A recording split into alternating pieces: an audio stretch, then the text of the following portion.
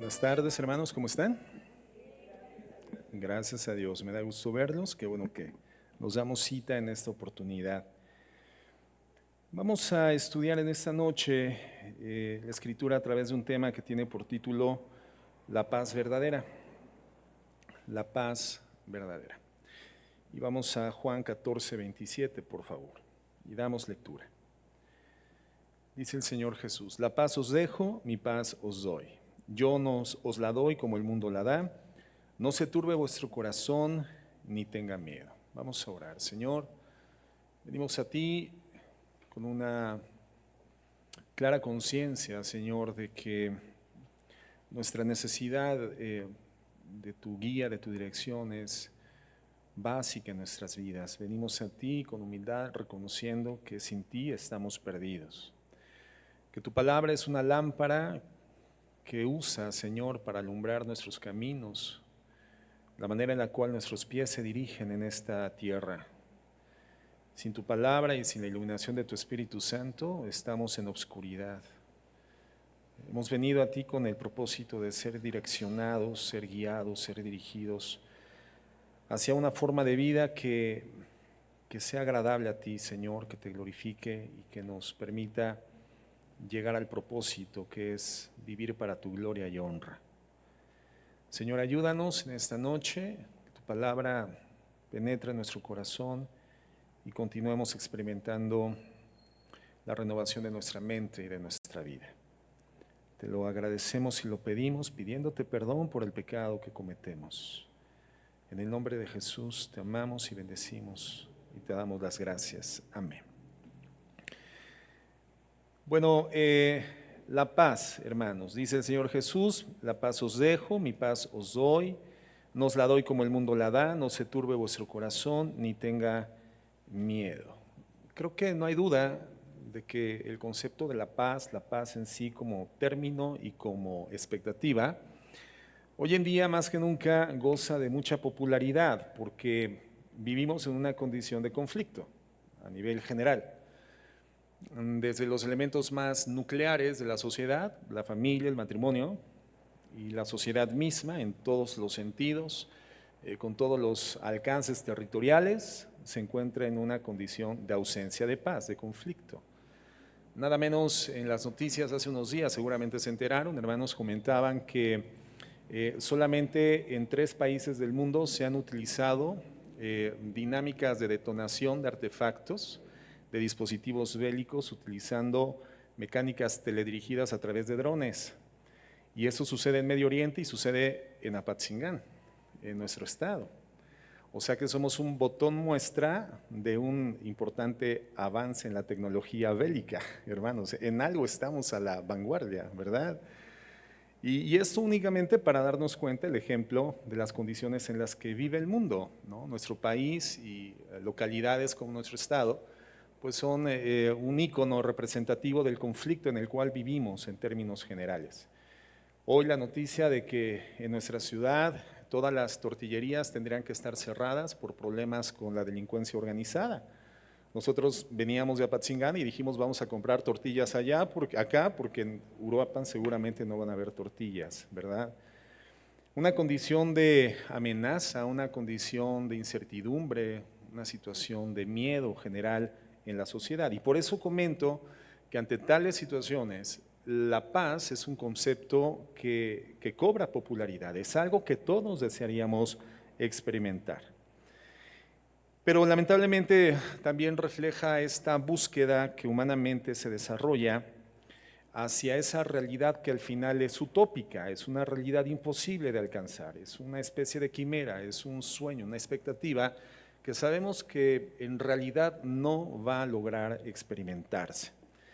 El mundo ha sido incapaz de encontrar la paz, la turbación se encuentra en cualquier lugar a nuestro alrededor y literalmente domina a toda la gente en la tierra.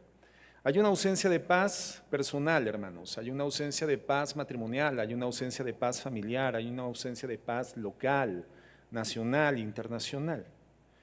Vivimos en una sociedad en la que prevalecen problemas sociales hoy lamentablemente tan frecuentes y comunes como el divorcio, la desintegración familiar, la delincuencia común, la delincuencia organizada. Nuestro estado es uno de esos lugares donde la delincuencia organizada tiene una presencia dominante, realmente gobernante. En las familias, bueno, vemos matrimonios que se han logrado separar de la perspectiva del divorcio, pero en términos reales viven en condiciones de hostilidad constante, ¿no? Una ausencia de paz dentro de la vida en el hogar. El corazón del ser humano entonces entendemos que se encuentra al interior de problemas que no tienen una solución genuina, auténtica, o que no pueden pensar en alcanzar una condición de perdurabilidad en la ausencia del conflicto. Siempre hay personas que están intentando conseguir la paz del mundo, ¿no? Hablan de la paz, promueven la paz, buscan alternativas y estrategias para lograr articular condiciones de paz, pero a lo largo de la historia nos damos cuenta de que esto no ha sido posible y podemos considerar que no será posible. Si hiciéramos un estudio historiográfico de todos los tratados de paz que se han firmado entre las naciones, en la tierra, todos los tratados de paz, hermanos, han sido violados. Todos los tratados de paz han sido quebrantados. La gente entonces vemos que quiere la paz en sus vidas, quieren una especie de tregua ante el conflicto, de tregua ante la turbación, tranquilidad, al menos un poquito de esta experiencia dentro de ellos. Y en las relaciones estimativas más importantes, bueno, pues generalmente buscamos que sean aquellas que se encuentren libres de problemas, libres de estrés, libres de amenazas, libres de temor y libres de ansiedad, pero tampoco lo logramos con eficacia. En consecuencia, ¿qué es lo que vemos hoy en día? Vemos un altísimo nivel de consumo en anestésicos para el alma en esta condición cruda que es una realidad en conflicto. Y cuando hablo de anestésicos del alma me refiero a la gente, por ejemplo, que intenta encontrar un poco de tranquilidad a través de la diversión, a través del esparcimiento, a través del deporte, a través del entretenimiento, mediante las compras. Y hoy en día la mayor parte de nosotros mediante las redes sociales también. Es cada vez más frecuente el fenómeno de personas que no concilian el sueño sin antes haber estado inmersos en la consulta de sus redes sociales en sus dispositivos electrónicos. Y cuando finalmente concilian el sueño, vuelven a despertar porque el teléfono les cae en el rostro o se cae al piso y el ruido los despierta para después intentar nuevamente conciliar el sueño.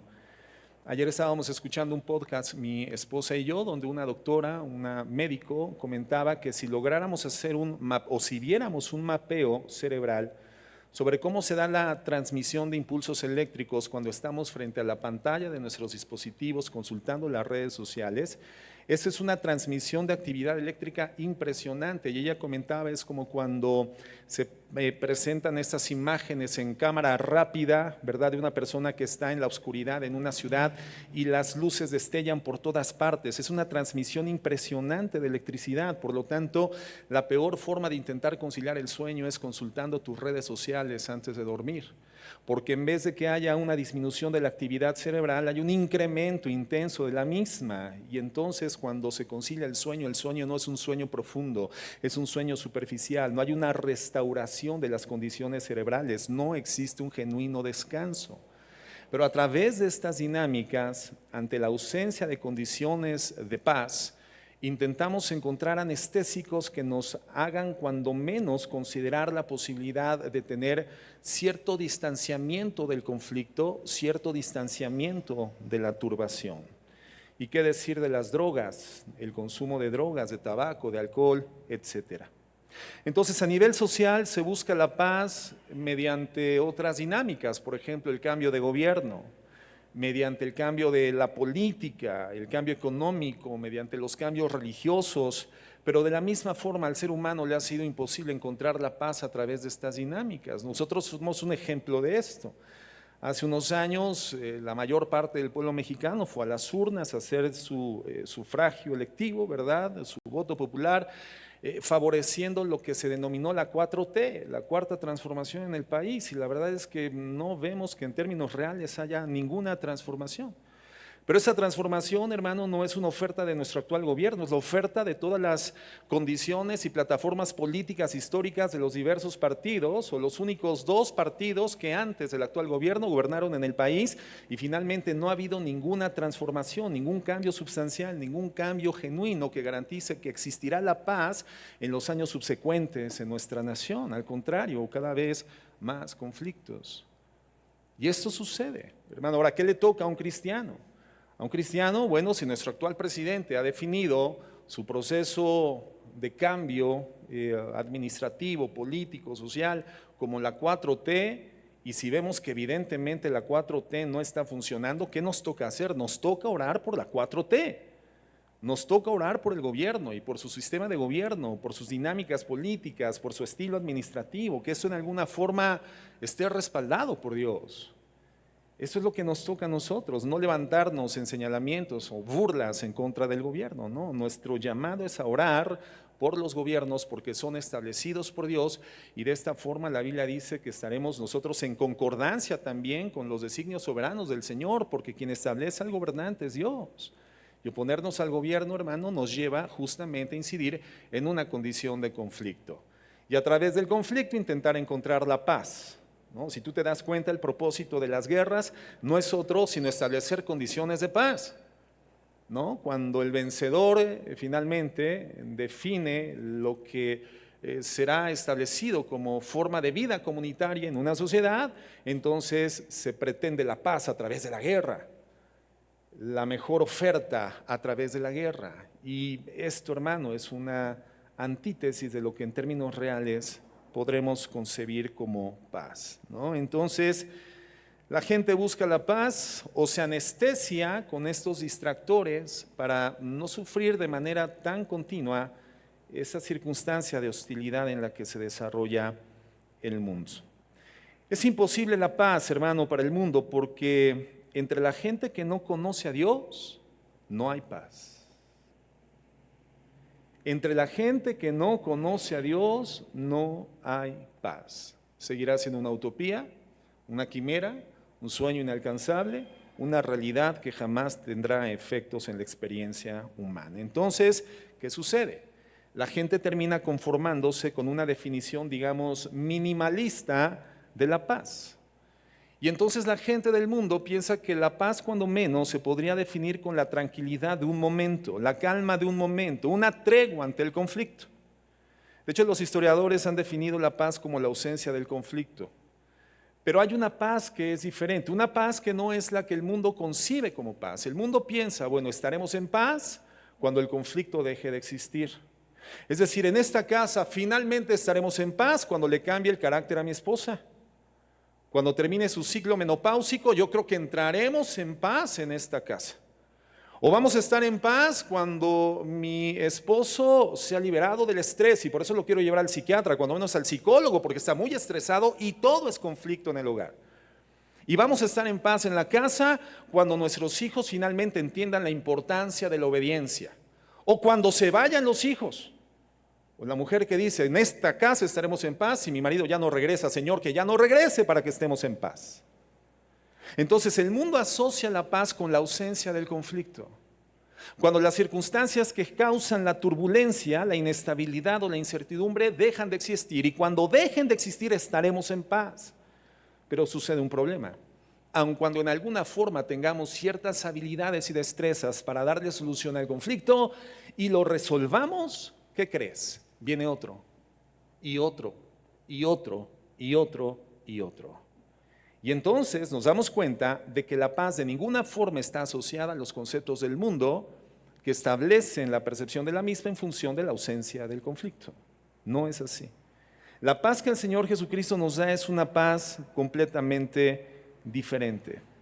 Una paz que, como Él lo dice, viene únicamente de Dios y que se encuentra descrita justamente en el versículo que leímos al inicio.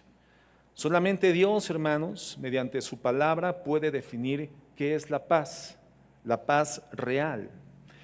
En el Antiguo Testamento hay una palabra muy especial, hermanos, que es de uso frecuente en la cultura judía, y que se utiliza para justamente mencionar conceptualmente la paz. Y esta palabra es la palabra shalom.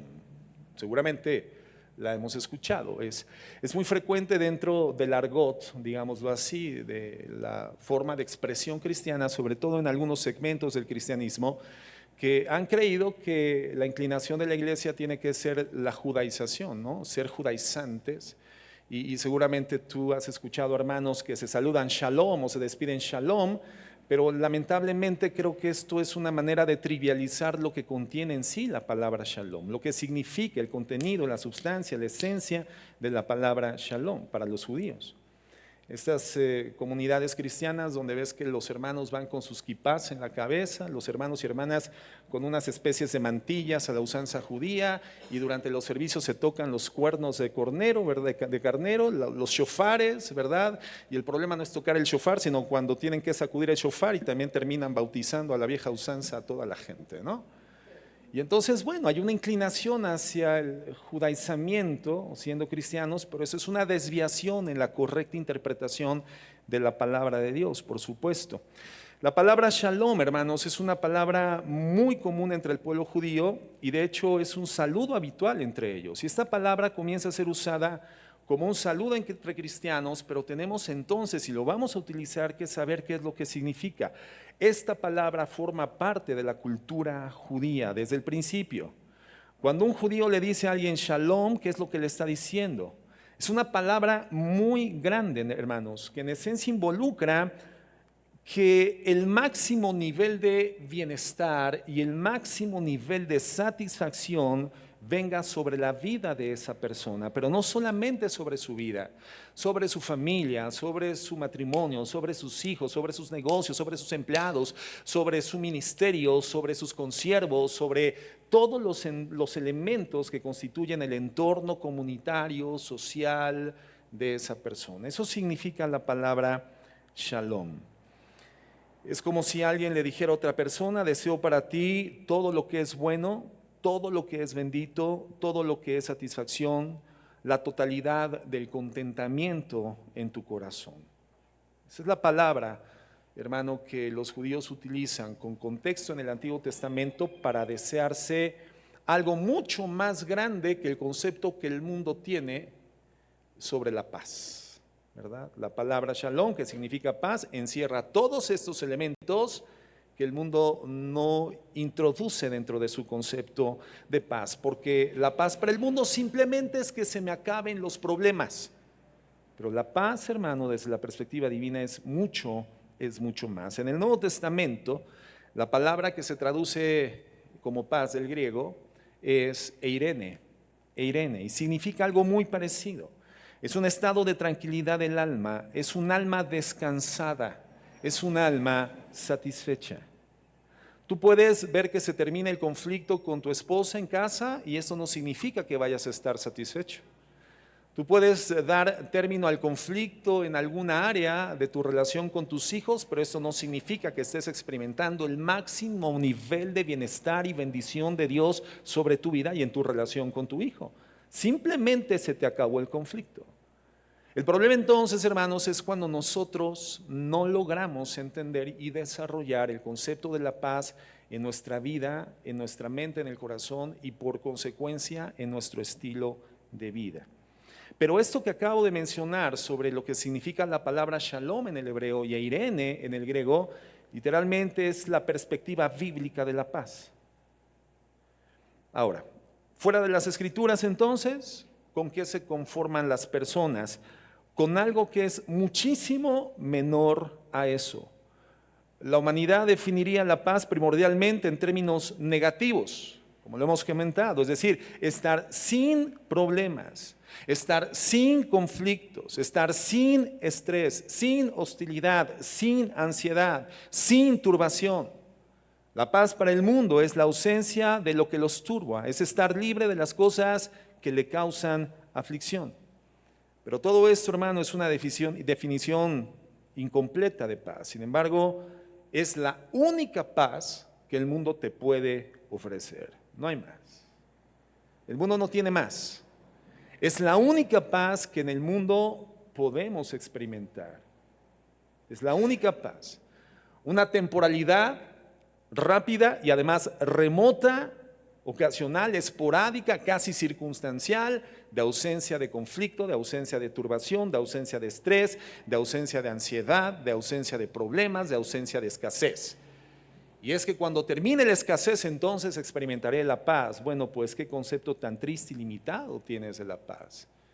La paz que Dios nos define, conceptualiza y da en la palabra de Dios es muchísimo más grande. Para el mundo es un poco de tranquilidad en el conflicto, descanso superficial y temporal en una existencia turbada y convulsa.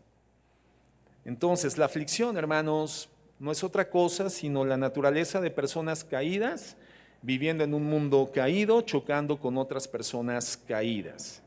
Personas en la constante búsqueda de la salida temporal al conflicto o algún escape temporal de la circunstancia adversa, pero esa no es la forma en la que la Biblia define la paz, hermanos. La afirmación más definida de la paz es justamente la que leímos en Juan 14, 27. El Señor Jesús hablando y diciéndonos: la paz os dejo, mi paz os doy, yo nos la doy como el mundo la da, no se turbe vuestro corazón ni tenga miedo. Y fíjate, cuando Jesús dice, les estoy dejando mi paz, no es la paz del mundo. Jesús habla de esta paz como una que le está dando y concediendo a sus seguidores. No es una paz para el mundo, hermanos, es una paz para sus seguidores y por eso hace la distinción. O sea, la paz que yo les doy no es la paz del mundo, es la paz que yo tengo para mis seguidores. Pero algo que es impresionante, hermano, cuando vemos el contexto de Juan 14, 27, es que cuando Cristo menciona esta afirmación, se encuentra en el momento más dramático de su vida personal en la tierra. En el momento previo a la experiencia más grande de aflicción y sufrimiento que él viviría con propósitos redentivos en el mundo. Unas horas después de esta mención, Jesucristo se entrega voluntariamente a la guardia del Sanedrín, con el propósito de finalmente ser llevado a la cruz del Calvario, el lugar donde además él experimenta por primera vez en su vida la separación de Dios, por cuanto en la cruz del Calvario él se constituye en el depósito de nuestra culpa pecaminosa. Entonces Dios, siendo un Dios santo, santo, santo, le da la espalda con todas las huestes espirituales al Hijo y literalmente experimenta la verdadera soledad. Es lo que Jesús sabía que estaba por experimentar en la cruz del Calvario, porque sobre de él sería establecida la culpa del pecado de toda la gente y él sabía lo que iba a enfrentar. Pero Jesucristo también sabía que sus discípulos estarían turbados y en las siguientes horas su turbación iba a incrementar sustancialmente. Y en ese contexto, Jesucristo les dice que les daría un tipo de paz que terminaría con toda la turbación de sus corazones. Tú puedes imaginarte esto, hagamos un ejercicio mental. Imaginémonos que vamos caminando, cada uno de nosotros somos cosa juzgada, literalmente somos sentenciados a la silla eléctrica que creo que ya es una forma de aplicación de la pena capital en los Estados Unidos que se ha suspendido. Creo que ya no existe la pena de muerte por su altísimo nivel de crueldad en la ejecución, ¿no? Y creo que esta pena se aplica por vía de la inyección letal. Pero ¿cómo era la silla eléctrica? Imagínate que vas caminando, hermano, con cadenas en tus pies y en tus manos. Y a lo largo de tu caminar, solamente la voz de estos guardias que dicen muerto caminando, muerto caminando, muerto caminando. Y finalmente llegas a la sala de ejecución donde identificas una silla de madera absolutamente incómoda, porque no se pretende que la silla eléctrica sea un lugar cómodo para estar los últimos momentos de tu vida. En cuanto tomas asiento en esa silla, te sujetan con cuerdas de cuero los pies fuertemente a las patas de la silla, las manos a los antebrazos de la silla y tu cuello igualmente lo sujetan al respaldo de la silla. en una condición de absoluta incomodidad. Y después, antes de colocar el dispositivo, el casco, para hacer la transmisión de la energía eléctrica por todo tu cuerpo, colocan una esponja mojada para que esa transmisión sea más contundente, más rápida, más dinámica y absolutamente letal. Por todo tu cuerpo correrá energía eléctrica. Y cuando es activada la palanca que hace transmitir la energía, evidentemente el cuerpo del sentenciado se convulsiona de forma espeluznante y su cuerpo comienza a emanar humo que contamina con aroma a carne quemada toda la habitación de la ejecución. Algo terrible, algo tortuoso, algo terrorífico, tan terrorífico que creo que ya no se aplica la aplicación de la pena por silla eléctrica en los Estados Unidos, la pena de muerte, hermanos, terrorífico. Ahora imagínate esa persona, ese condenado a muerte caminando con las voces muerto caminando, y sin embargo diciéndole a la gente que se encuentra en su entorno, tengan paz, tengan paz. La paz que los que viven y continuarán viviendo después de la ejecución, esa paz que ellos no conocen, esa paz que jamás experimentarán, están en el corazón de la persona que camina hacia la muerte. Esa es la condición, digamos, ilustrada con este ejemplo de nuestro Señor Jesucristo, momentos previos a ser conducido por la guardia del Sanedrín a la cruz del Calvario, donde Él entregaría la vida por la redención de la humanidad. ¿Te das cuenta? No, logramos dimensionar la clase de paz de la que está hablando el Señor Jesucristo. Para ese sentenciado a muerte en la silla eléctrica, ¿cuál sería la única forma de experimentar la paz? Que antes de que se activara la palanca de la ejecución, llegara el juez diciendo: paren la ejecución, ese sentenciado es revocada su sentencia y a partir de ese momento es libertado de la pena de muerte porque es inocente. Entonces, ante la ausencia del problema, ante la ausencia del conflicto, experimentaría la paz. Pero Jesucristo, hermano, no le fue revocada la sentencia. Y ante la perspectiva de la sentencia irrevocable del Padre, Él dice: tengan una clase de paz que el mundo jamás les puede dar. Esa es la dimensión de la paz que el Señor tiene para sus seguidores, para sus hijos. Pero esta paz no solamente, hermanos, fue para los discípulos del Señor, entendemos eso. En Juan 17:20 el Señor ora en el lugar de la última cena: mas no ruego solamente por eso, sino también por los que han de creer en mí por la palabra de ellos, es decir, por la predicación del Evangelio, que comienza con los discípulos de Jesucristo y que avanza históricamente hasta nuestros días a través de esa cadena discipular que ha generado el Evangelio de nuestro Señor Jesucristo. Por lo tanto, esta paz que está mencionando el Señor Jesucristo es una paz que también nos ha dejado a nosotros. Es una paz para todas las generaciones cristianas. Entonces, son promesas de nuestro Señor Jesucristo. El Señor Jesucristo nos promete el cielo, nos promete, entre otras cosas, que Él se anticipa para preparar un lugar para nosotros, moradas en la casa de Dios. Nos promete que seremos llevados a la gloria del Padre, que moraremos con Él, que el Espíritu Santo estará en nosotros. El Señor promete que estaremos con el Padre, con el Hijo y con el Espíritu Santo por la eternidad. Pero en este momento, hermano, de la vida de los discípulos y en este momento de nuestras vidas, el Señor nos promete esa clase de paz. Hay promesas que son para el futuro en nuestra condición cristiana. Pero hay promesas que ya fueron efectuadas y que tendrían que ser significantes como la realidad visible en la vida de los hijos de Dios. Esta es una paz sobrenatural, hermano, y le pertenece solamente a aquellos que somos de Cristo.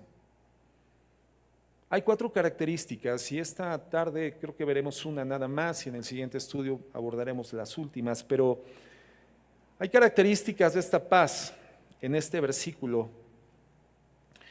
Y la primera, hermanos, nos permite ver la naturaleza de esa paz. Fíjate el verso 27 una vez más. Juan 14:27 dice lo siguiente: la paz os dejo. Es la primera expresión del Señor en el verso. La paz os dejo. ¿Qué significa esto? Que esa paz que menciona el Señor es una especie de depósito. Digamos, es un regalo. Por lo tanto, entendemos que en esta expresión el Señor no está estableciendo un imperativo, no utiliza términos imperantes, imperativos, no es un exhorto. Encontramos a lo largo de los evangelios una gran cantidad de momentos donde el Señor establece imperativos, mandatos, ordenamientos, situaciones que tienen que ser obedecidas. Y el direccionamiento de la vida de un cristiano tiene que estar en la obediencia a esos mandatos, porque son imperativos, son órdenes del Señor dentro del contexto de la vida de gracia para sus hijos. Pero en este caso el Señor no está estableciendo un mandato, no. Tampoco está pidiéndole a los discípulos, ni nos pide a nosotros que busquemos la paz, que nos encontremos con la paz, que articulemos una estrategia para que finalmente entreguemos un buen rendimiento de cuentas diciéndole al Señor, Señor, encontré la paz. Señor, busqué la paz y encontré la paz. No es esto. Lo que el Señor está diciendo es, estoy dejando esta paz con ustedes, estoy depositando esta paz en ustedes y ustedes poseerán esta paz. Es una realidad, hermano, es un regalo que el Señor nos da. No es algo que tengas que buscar. Es algo que si eres un hijo de Dios, el Señor ya te ha dado. Mi paz os dejo, mi paz os doy. El Señor Jesucristo lo dice a gente turbada, cuando quien moriría sería Él. Pero Él sabía lo que se iba a alcanzar, lo que se iba a pagar, el rescate que iba a dar y las consecuencias, las implicaciones consecuentes de ese sacrificio que Él iba a entregar, que Él iba a experimentar. Y por lo tanto Él establece esta mención y les dice, les doy la paz, les dejo mi paz. Nuestro Señor entonces concede esta paz a todos los que a través de las generaciones le seguimos, le amamos y le servimos. No es una paz de circunstancias, es una paz que permanece por encima de la adversidad de las circunstancias. No es una paz que requiera el término del conflicto, es una paz que se experimenta en medio del conflicto. ¿Qué es esta paz? ¿Qué es esta paz, hermano? Bueno, la Biblia nos lo explica, Romanos 5:1, vamos ahí, por favor. Dice así, justificados pues por la fe, tenemos paz para con Dios. ¿Te das cuenta? ¿Qué es esta paz? Esta paz es una consecuencia ¿de qué? ¿De la qué? ¿De la? No, la justificación es la consecuencia de la fe. La paz es la consecuencia de la justificación. Es una secuencia. Por la fe en Cristo, hermano, somos justificados. Y la consecuencia evidente de que soy una persona justificada es la paz, esta paz que estamos mencionando. Entonces, la vida de justificación no es algo que sea meramente nominal, no es algo que se mencione verbalmente, no es algo que se asevere a través de una confesión. No, hermano, la justificación, el estado justificado es algo que se tiene que evidenciar. Es algo que se demuestra, es algo que se ve, es algo que se distingue, es algo que tiene evidencias tangibles, palpables. Y una evidencia del estado justificado es la paz. No la ausencia del conflicto, sino la paz. Justificados, pues, por la fe, tenemos paz para con Dios por medio de nuestro Señor Jesucristo. Hay una mediación para la justificación.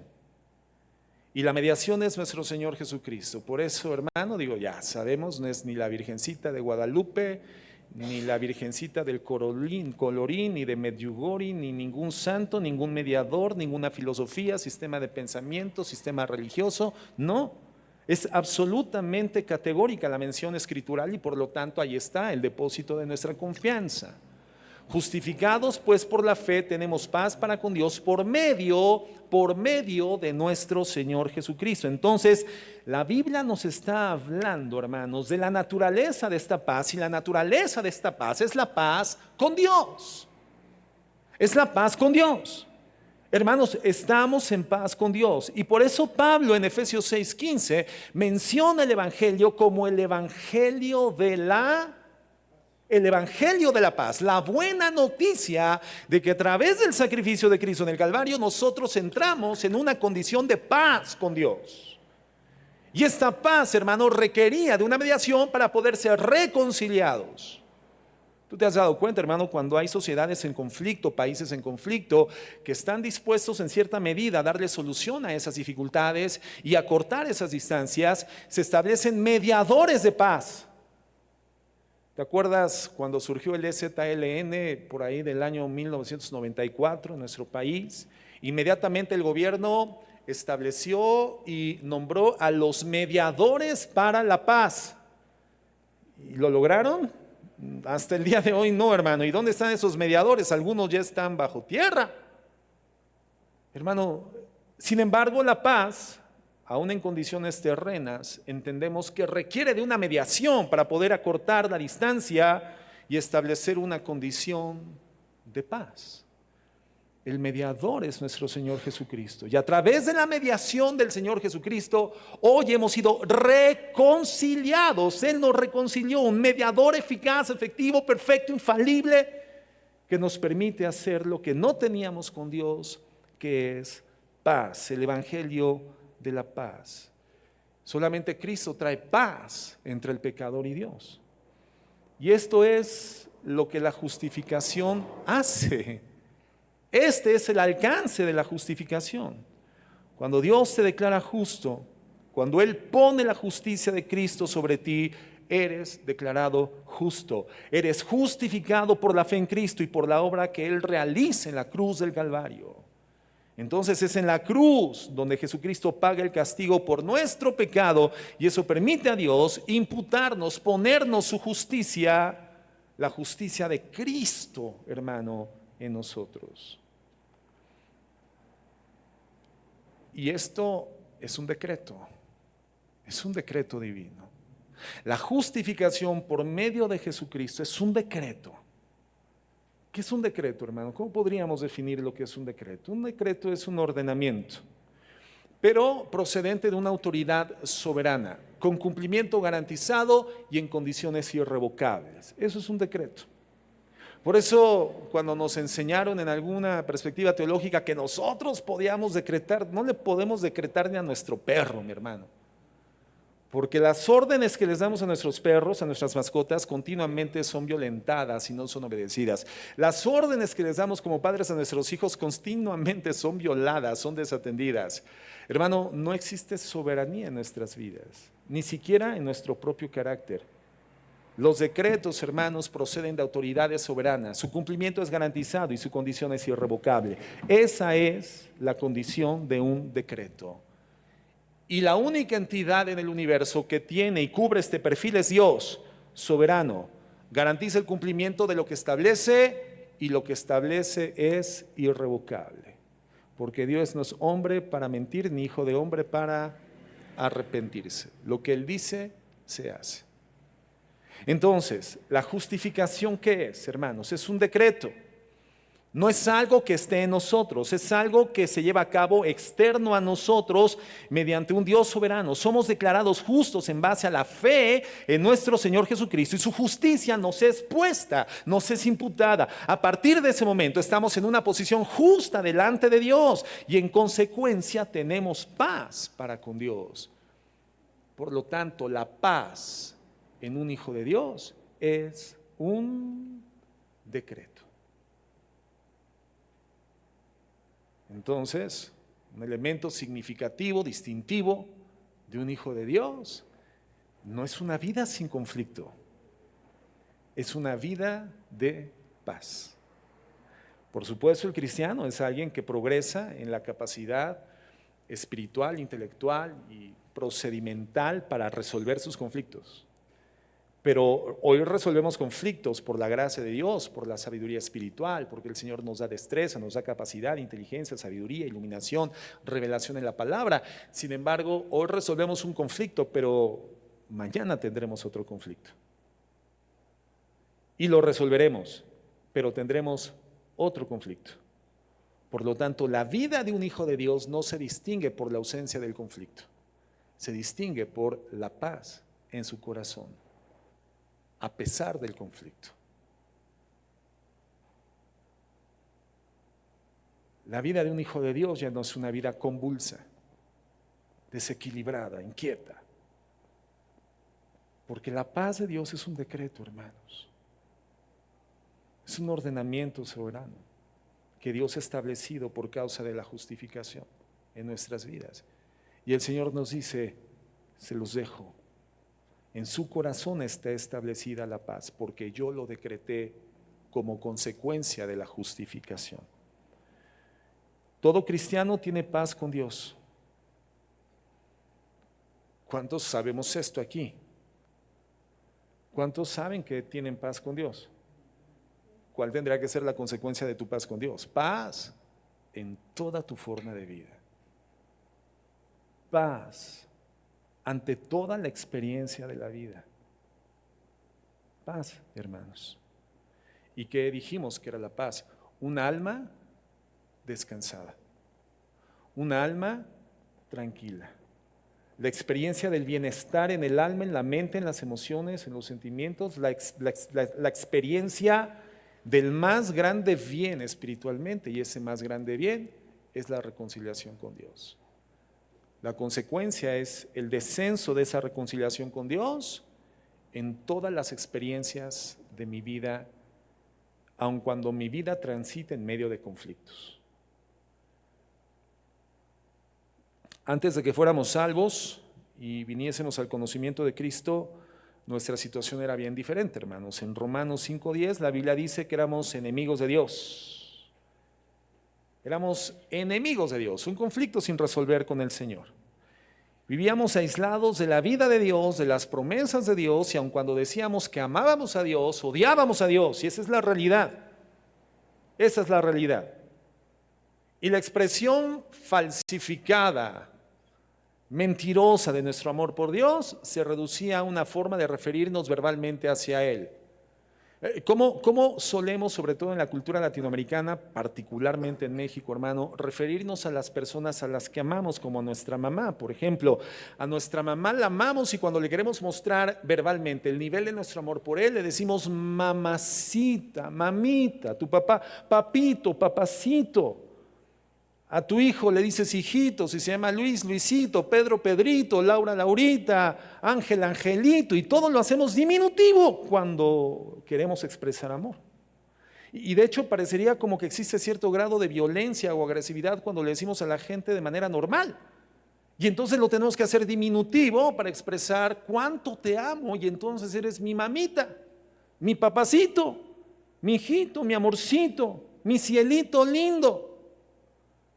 Y a Dios le decíamos Diosito, porque decíamos que lo amamos. Entonces, Diosito lindo, Diosito santo.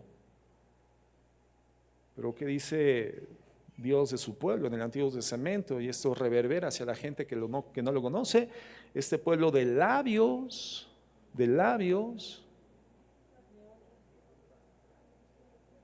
me honra, pero su corazón está lejos de mí.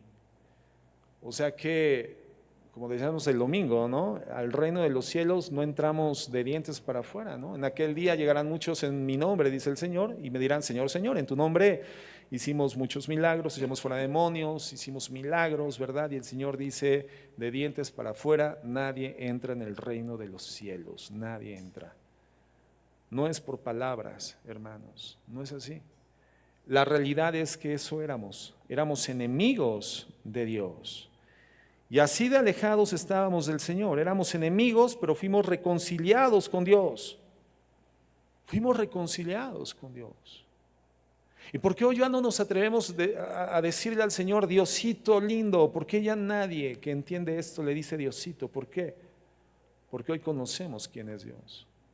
Hoy conocemos la dimensión de nuestro Dios. Bueno, hoy conocemos que no tiene una dimensión. Hoy entendemos que Dios es eterno, que sus atributos son excelsos, y la palabra excelso se queda limitada para poder describir quién es Dios a través de la suma de sus atributos y esta gloria extraordinaria que no cabe en la capacidad humana.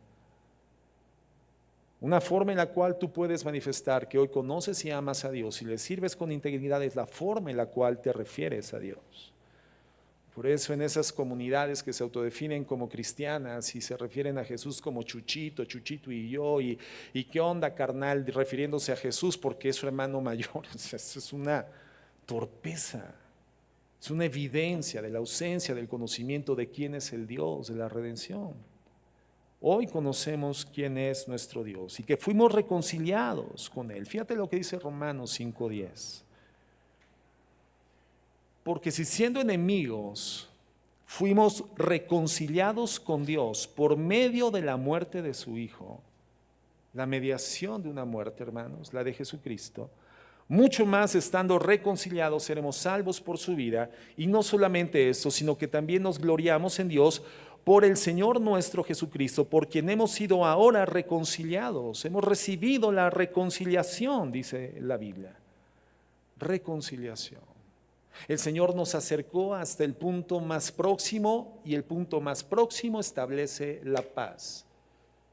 La paz genera la unidad. Hoy estamos unidos por medio del sacrificio de Jesucristo. Segunda de Corintios 5:18. Y todo esto proviene de Dios, quien nos reconcilió consigo mismo por Cristo y nos dio el ministerio de ¿qué, hermano?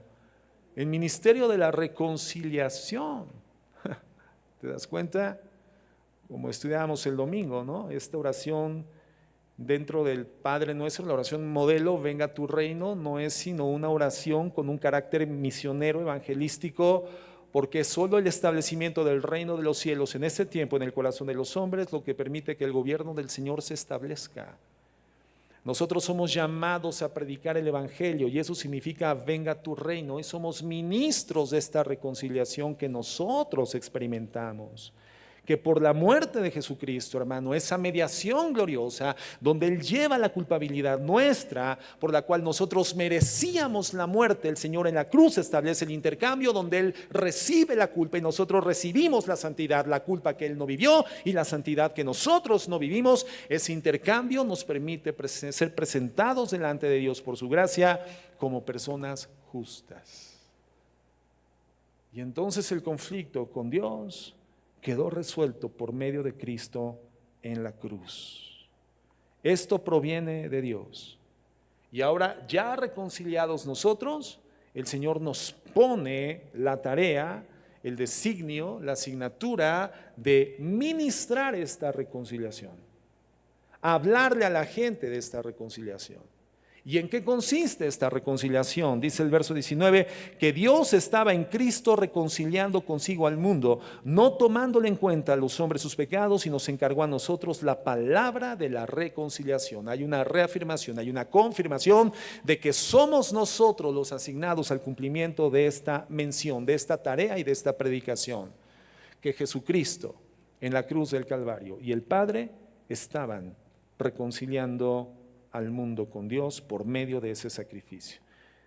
Segunda de Corintios 5:21 nos habla de esto: al que no conoció pecado, por nosotros lo hizo pecado, para que nosotros fuésemos hechos la justicia de Dios en él. Entonces, ¿qué nos dice la palabra? Hermano, la Biblia nos dice que Dios colocó nuestros pecados en Cristo. Dios castigó a Jesucristo. Y debido a que nuestros pecados fueron castigados y pagados en su totalidad sobre la persona de Jesucristo, lo único que tenemos que hacer es creer. Creer. Y la consecuencia es que seremos reconciliados con Dios y tendremos la paz de la que estamos hablando. Si tu pecado y mi pecado fue puesto en Cristo, y era mi pecado y tu pecado lo que nos distanciaba de Dios, porque Dios es santo, santo, santo, y no tiene comunión con el pecado. Si ese pecado es puesto sobre Jesucristo, y entonces Él paga por mi pecado porque es puesto sobre Él, ¿qué me resta a mí? ¿Qué nos resta a nosotros? Solamente creerlo, ser reconciliados y vivir en paz. Vivir en paz. Si somos hijos de Dios, es esta paz. Es esta paz, no es otra. No necesitamos que los conflictos se acaben, hermanos. No. Qué bueno cuando se acaban, qué bueno cuando se resuelven, qué bueno cuando logramos conciliar entidades en distancia o enemistad. Pero la paz no depende del conflicto. La paz depende de que hemos sido justificados por medio de la sangre de Jesucristo en la cruz del Calvario con Dios. Esa es la paz. Como lo hemos comentado en ejemplos recientes, los amigos de Daniel, Sadrach, Mesach y Abednego, estaban en un horno de fuego. Estaban dentro de una condición que hubiera producido la muerte a cualquiera que estuviera dentro de ese lugar. Pero había un cuarto hombre. Y hoy sabemos teológicamente que ese cuarto hombre era Jesucristo, hermano. Y entonces, en ese lugar de conflicto, porque creo que era algo problemático estar dentro de un horno de fuego, ¿no? Creo que era un conflicto de mediana intensidad o un poquito más, estar en un horno de fuego. Dentro de ese horno de fuego, ellos caminaban de un lado a otro en paz. Quiere decir que la paz que tenían estos en el conflicto era mayor que la supuesta paz de aquellos que estaban fuera de ese conflicto. Entonces, la paz no depende de la suspensión, la erradicación o la solución del conflicto. La paz depende de la reconciliación que Cristo ha hecho por nosotros a través de su sacrificio con Dios. No necesitamos que se acaben los problemas. Necesitamos conocer a Jesús y ser justificados, reconciliados con Dios por Él. Un texto más, Colosenses 1:19. Por cuanto agradó al Padre que en Él habitase toda plenitud y por medio de Él reconciliar consigo todas las cosas, así las que están en la tierra como las que están en los cielos, haciendo la paz mediante la sangre de su cruz. Verso 21. Y a vosotros también, que erais en otro tiempo extraños y enemigos en vuestra mente, haciendo malas obras, ahora os ha reconciliado en su cuerpo de carne por medio de la muerte, para presentaros santos y sin mancha e irreprensibles delante de Él. Entonces entendemos que esta reconciliación es el origen de nuestra paz. ¿Cómo manifestamos que somos hijos de Dios, hermanos? Con paz, con paz. Ahora esas verdades tienen que estar constantemente llevadas a nuestra vida interna. Tenemos que hacer actos reflexivos constantemente, meditar de día y de noche en estas verdades, porque en medio de este mundo convulso y conflictivo podemos perder de vista esta realidad, a la cual hoy pertenecemos por la gracia. Por eso Josué 1:8, ¿verdad? Dice, meditarás en este libro de la ley de día y de noche y harás conforme a todo lo que en él está escrito. Para que hagas, dice la palabra de Dios. Entonces, es imposible vivir en estas condiciones si no estamos constantemente meditando en estas verdades. Y el problema es que si no estamos reflexionando y meditando constantemente en estas verdades, vamos a terminar siendo arrastrados por los falsos conceptos de paz del mundo y creyendo que la paz la vamos a experimentar cuando llegue el dinero a la casa, cuando me incrementen el salario, cuando me promuevan en el empleo, cuando mi esposo, mi esposa cambie el carácter, cuando mis hijos sean obedientes, cuando las cosas marchen bien. Y esto es una mentira, esto no es así. Esto no es así. Había gente que tenía paz porque sus ahorros los tenían en dólares. Mal negocio. Mal negocio. Porque ahorita sus ahorros están bien depreciados porque tenemos un peso potente, ¿verdad? Un peso fuerte hoy en día, ¿no? Entonces, te das cuenta, hermano, si no somos conscientes, si vivimos en la meditación de estas verdades, vamos a terminar viviendo como el mundo vive. Y entonces vamos a estarnos tronando los dedos. Y vamos a estar angustiados, y vamos a estar estresados, y vamos a estar en constantes estados de ansiedad y de preocupación, y qué voy a hacer, o de conflicto con las personas, de conflicto moral con otros, ¿verdad? En desencuentros. No, hermano. No, así no se vive la vida cristiana. Desde Adán y Eva, hermano, la raza humana ha nacido siendo enemiga de Dios. Y todos los seres humanos nacemos bajo una condición de juicio divino. Somos enemigos de Dios por herencia, pero también por decisión personal, por acción propia. Entonces la humanidad y Dios están en guerra. Llegamos al mundo en guerra contra Dios. Fíjate lo que dice Santiago 4:4. Dice, oh almas adúlteras, ¿no saben que la amistad del mundo es enemistad contra Dios? Y cualquiera pues que quiera ser amigo del mundo se constituye en enemigo de Dios. A ver, ¿quién escribió esto? ¿Qué apóstol? Santiago. ¿Por qué era muy inteligente Santiago? Porque era una gran mente filosófica, una pluma brillante. Bueno, seguramente era un hombre muy inteligente y tenía buenos conceptos filosóficos, pero esto que él escribe aquí, ¿es producto de su inteligencia? ¿Es una inferencia lógica deductiva de su inteligencia? No. ¿De dónde vino esto? Cualquiera que se constituye en amigo del mundo se constituye en enemigo de Dios. ¿Quién lo inspira? El Espíritu Santo. Él lo escribe, Santiago lo escribe, pero lo inspira el Espíritu Santo. Entonces esa es la palabra de Dios. Entonces una evidencia de tu vida cristiana y una manifestación de la paz con la cual tú vives es que no requieres del consumo de la oferta del mundo para experimentar una paz temporal. Lo que el mundo produce no tiene efectos en la vida del cristiano. Hay cosas que el mundo produce que son necesarias para la subsistencia cotidiana, la ropa, el alimento, ¿verdad? La bebida, la habitación, que evidentemente hay elementos que no son pecaminosos del mundo, pero que un cristiano no puede establecer en el consumo de estas cosas la fuente de su tranquilidad y de su paz. No, la gente que dice, y no critico a quienes hacen ejercicio, porque yo también ya estoy haciendo ejercicio, he comenzado con el dedo índice y el dedo medio, ya estoy haciendo algunos ejercicios, y vieras cómo se relajan. Pero hay gente que dice, es que desde que hago ejercicio, duermo con una paz. No, te duermes porque estás bien cansado. Pero si al día siguiente te levantas estresado y tienes que salir a hacer ejercicio para experimentar paz, no, tú estás encontrando una falsificación de la paz que se llama cansancio. Te estás durmiendo con cansancio, pero no te estás durmiendo con paz.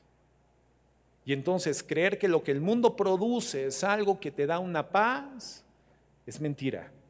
Esa paz es ficticia y por lo tanto es caduca, es temporal, no rinde efecto. Y aun cuando te resuelve en cierta medida el conflicto, lo distancia de ti, vienen otros conflictos y entonces no existe paz en la resolución de conflictos. La paz es algo que Jesucristo da a sus seguidores. Entonces, no sean adúlteros, dice Santiago, creyendo que estableciendo vínculos de amistad con el mundo para encontrar satisfacción, paz y beneplácito, van a alcanzar la satisfacción. No, no sean adúlteros, dice el Señor.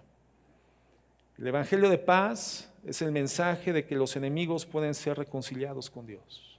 Ese es el mensaje del Evangelio de la paz. Los enemigos pueden ser reconciliados con Dios y esa paz fue concretada mediante la sangre de la cruz. Esa es la justificación. Todo el pecado se ha acabado desde la perspectiva judicial de Dios en términos de nuestro destino eterno. La rebelión se ha acabado, los enemigos se han convertido en amigos y los enemigos incluso son llamados hijos de Dios. Ese es el mensaje de la reconciliación.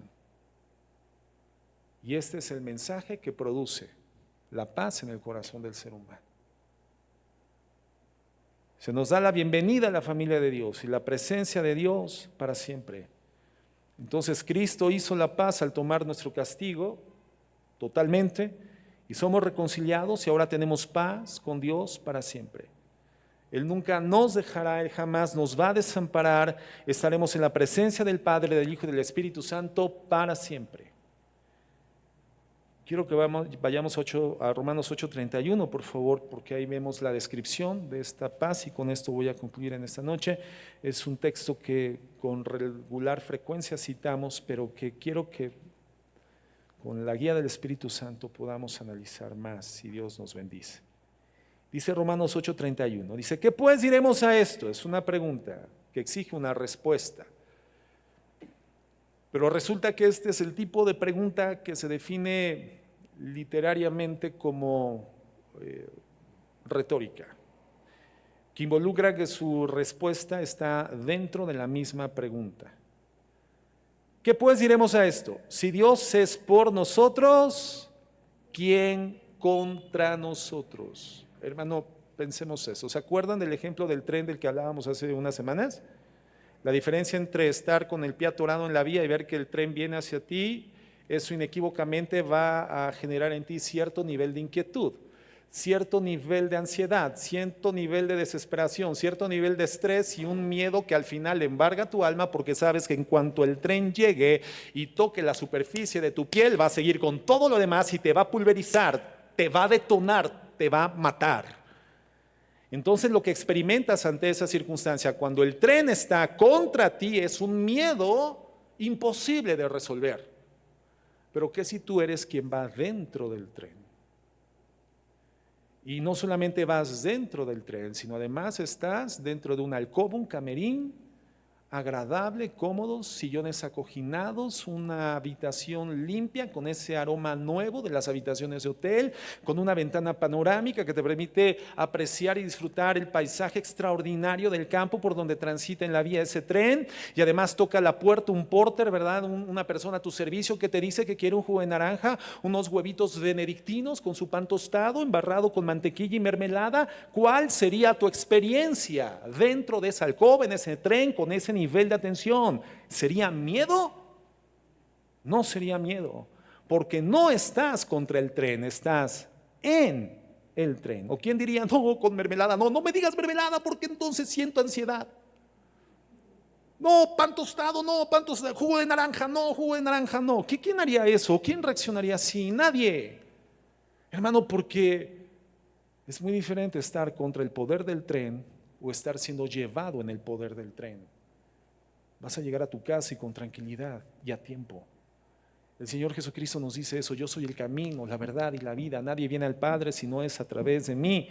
Si nuestro destino es el Padre, nuestra meta es el Padre, nuestro anhelo es el Padre y vamos en Cristo, entonces dice Jesús, ya llegaste al Padre. Solo que dimensionalmente estás hoy físicamente en la tierra, pero ya llegaste al Padre, porque yo soy el camino, la verdad y la vida. Entonces en ese momento, hermanos, ya no tenemos miedo.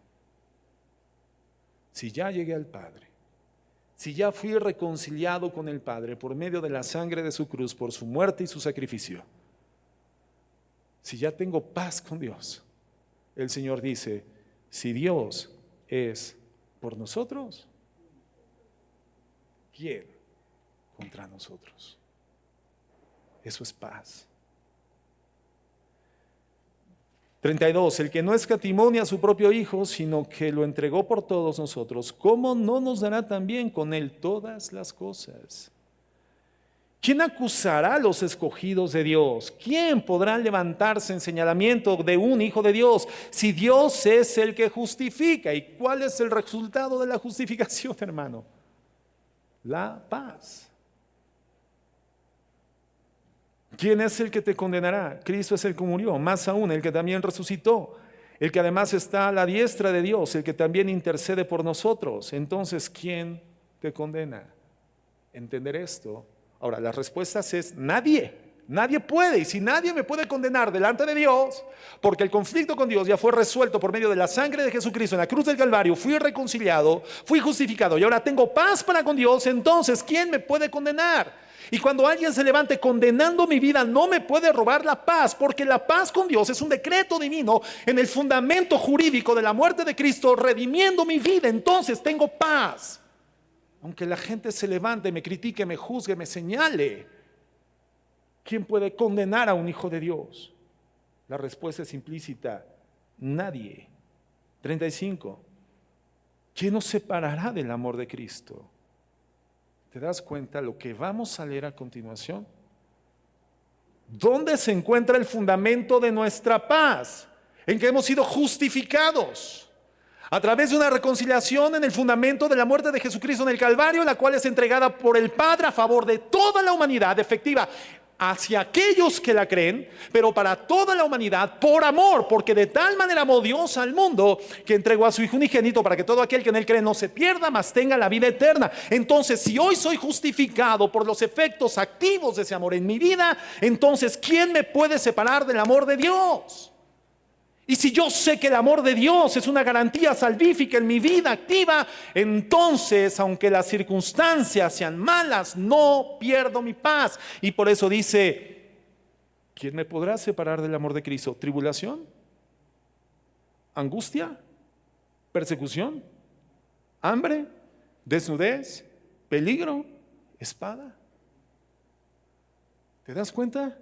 Lo que la Biblia está diciendo es que vamos a tener tribulación, angustia, persecución, hambre, desnudez, peligro y espada. Todas o alguna de estas cosas. Es decir, conflictos. Pero la Biblia nos dice, tu paz no está en que estas cosas dejen de existir. El Señor nos está diciendo, mira, yo les doy una vida de paz y les voy a quitar las tribulaciones, las angustias, las persecuciones, el hambre, la desnudez, el peligro y la espada. Entonces, si no se retira esto de mi vida, entonces no tengo paz. Pero el Señor dice, nada puede robar tu paz fundada en el amor de Cristo, ni la tribulación, ni la angustia, ni la persecución, ni el hambre, ni la escasez, ni la desnudez, ni la espada. Lo que significa que no tienen que dejar de existir esas cosas para que vivamos en paz. ¿Me estoy explicando, hermanos? Más aún, dice el 36, como está escrito, por causa de ti, Jesús, somos muertos todo el tiempo y somos contados como ovejas de matadero. ¿Te das cuenta? Pero esto, aun cuando fuésemos muertos por ser fieles a Jesús, dice la Biblia, caminarás a la muerte con los pies encadenados, con dos guardias gritando, muerto caminando, y tú podrás decirle a ese mundo que te condena, tengan paz. Porque ni la muerte puede separarlos de mi amor. Antes en todas estas cosas, dice el Señor, somos más que vencedores por medio de aquel que nos amó. Estas cosas, la tribulación, la angustia, la persecución y la muerte, no se resuelve cuando se va la angustia, la tribulación o la muerte. No. Estas cosas, la tribulación, la angustia, la ansiedad, la muerte, se resolvieron por Cristo en la cruz del Calvario. Fueron vencidas por Cristo en la cruz del Calvario, generando para nosotros la reconciliación con el Padre y dándonos la paz por medio de la sangre de su cruz. Y por lo tanto, sobre estas cosas, hoy nosotros vencemos. ¿Y qué significa vencer sobre la tribulación y la angustia? Que la tribulación y la angustia no me roban la paz. No significa que yo la resuelva, significa que no me roban la paz. Porque el Señor Jesús dijo, mi paz os dejo, mi paz os doy. No se turbe vuestro corazón, no tengan miedo. Esa es la vida de un hijo de Dios. Verso 38, por lo cual estoy seguro de que ni la muerte, ni la vida, ni ángeles, ni principados, ni potestades, ni lo presente, ni lo porvenir, ni lo alto, ni lo profundo, ni ninguna otra cosa creada nos podrá separar del amor de Dios que es en Cristo Jesús, Señor nuestro. O sea que si hoy en la noche se te aparece Chucky o la novia de Chucky, la Biblia está diciendo ni principados, ni ángeles, ni potestades. Nada. Ni el presente, ni el porvenir pueden separarte del amor de Dios que es en Cristo Jesús. Y ese amor es el fundamento de nuestra paz, porque por ese amor que llevó a Cristo al voluntario sacrificio, fuimos reconciliados con Dios y establecidos en paz con el Señor. Como hijos de Dios, hermanos, somos llamados a vivir, a experimentar la paz de Jesús, no la del mundo. Qué bueno que resolvamos nuestros conflictos, eso es una evidencia de madurez. Pero hoy resuelves uno, ¿y qué crees? Mañana o pasado mañana o el próximo mes va a venir otro. Entonces, no puedes pensar que la paz es la ausencia del conflicto. No. La paz se encuentra en la reconciliación por Dios, por Cristo, con Dios. La paz es el resultado de haber sido declarados justos, justificados por medio de Jesús delante del Padre. Por eso el mundo sin Cristo nunca tendrá paz. Para el mundo sin Cristo la paz será que se acabe el problema, que resuelva esta deuda, que haga este pago este mes. ¿Pero qué crees? Viene otro mes. ¿Cuál es la sensación que se experimenta cuando pagaste la renta del mes? Pero por ahí del día 15 dices, ya otra vez como que comienza a brevar, ¿no? A subir la ebullición interna porque ya sabes que hay que pagar otra renta.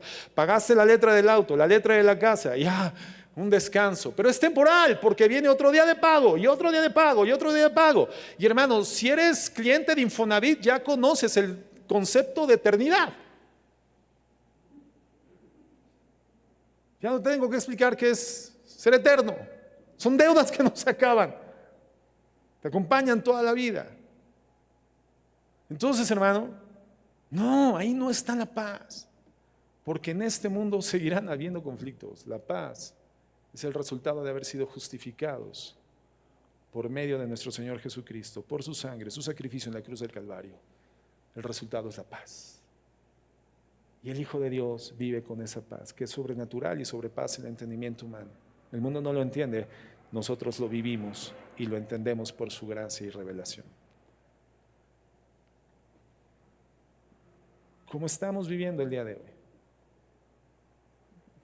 Vamos a orar.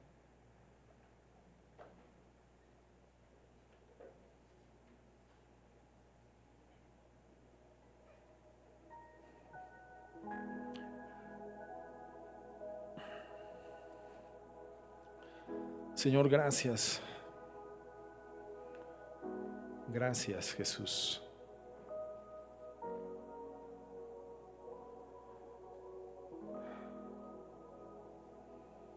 Gracias, Señor.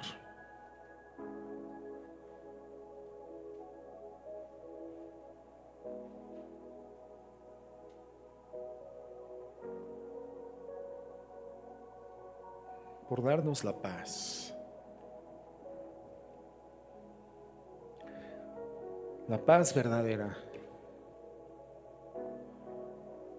Gracias por morir por nosotros, por recibir la sentencia en nuestro lugar, por dar el rescate,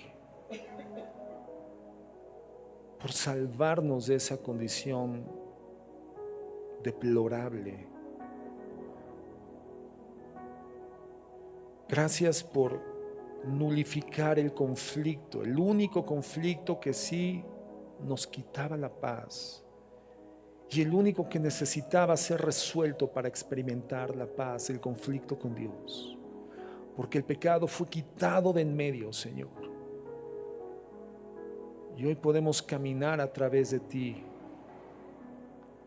a Dios y vincularnos en el máximo nivel de estrechez con Él, Señor, la paz. Gracias, Padre, por la forma en la que de manera maravillosa resuelves la enfermedad, la escasez, el hambre, los conflictos en la familia, entre los hermanos en la fe. Gracias por la manera gloriosa en la que incrementas nuestra sabiduría para interactuar de manera hermanada, Señor. Pero no es en eso donde está nuestra paz. Porque los conflictos y problemas diversos continuarán siendo parte de nuestra experiencia. Es tu paz, la que viene de tu muerte en la cruz, de tu resurrección de la sepultura, de tu sangre que limpia del pecado. Esa paz, Señor, que resulta de ser reconciliados con Dios, ser justificados por ti. Oh Dios, gracias. Paz, esa es la paz que debe de privar en nuestros corazones, en nuestros hogares y en nuestras familias. La paz que tenemos que manifestar y demostrar, irradiar al mundo convulso y decirles: su paz es ficticia, su paz es temporal, su paz no es real, su paz es un sueño que no alcanzarán, es una utopía. Necesitan reconciliarse con Dios a través de la muerte de Cristo en el Calvario. Solamente así tendrán paz con Dios y en sus corazones. Dejarán de ser enemigos de Dios y enemigos de ustedes mismos en sus propias mentes. Señor, pregoneros de la reconciliación, porque vivimos en tu paz, la que nos das, la que nos dejas, la que quita la turbación y el miedo del corazón. Gracias, Dios, ayúdanos. En el nombre de Jesús, líbranos del mal. Amén y amén.